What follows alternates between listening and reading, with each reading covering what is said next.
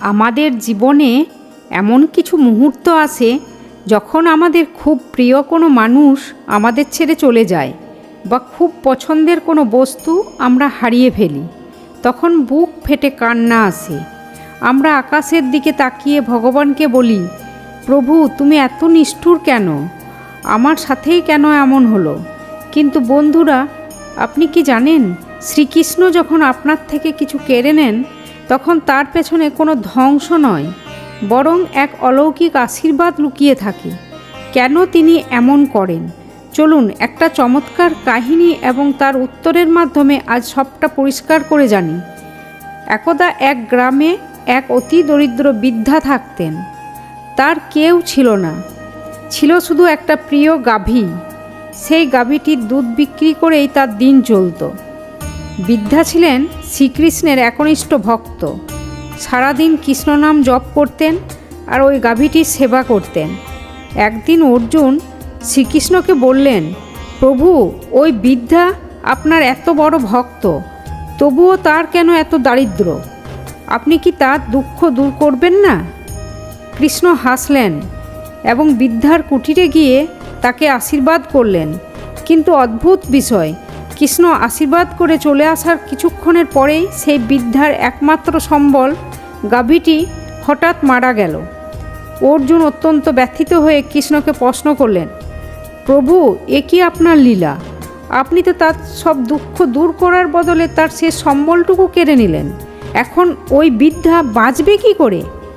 শ্রীকৃষ্ণ শান্তস্বরে উত্তর দিলেন, অর্জুন ওই বৃদ্ধা আমাকে ভালোবাসেন ঠিকই, কিন্তু তার মনের কোণে ওই গাভীটির প্রতি এক গভীর আসক্তি ছিল।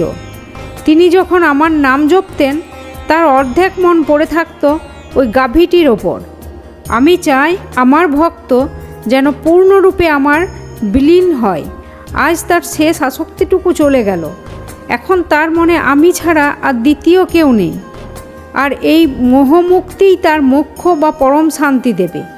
এই কাহিনী শোনার পর আপনাদের অনেকেই মনে এখন প্রশ্ন জাগছে, তাহলে কি ভগবান আমাদের জীবনে কোনো সুখ দেবেন না? আমরা কি তবে এই জীবনে কখনোই সুখ পাব না?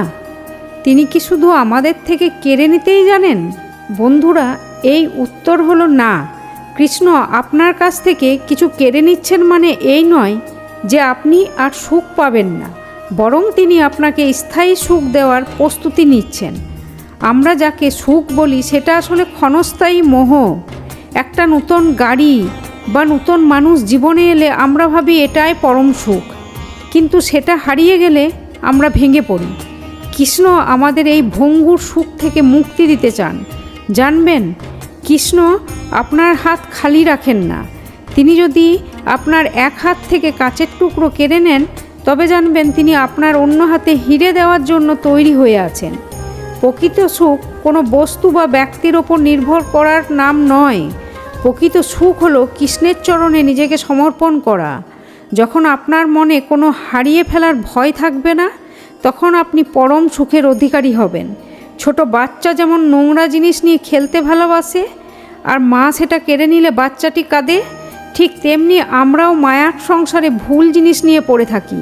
কৃষ্ণ আমাদের মা হয়ে সেই জঞ্জাল পরিষ্কার করেন এবং যাতে আমরা কোনো বড় কোনো প্রাপ্তির যোগ্য হয়ে উঠি।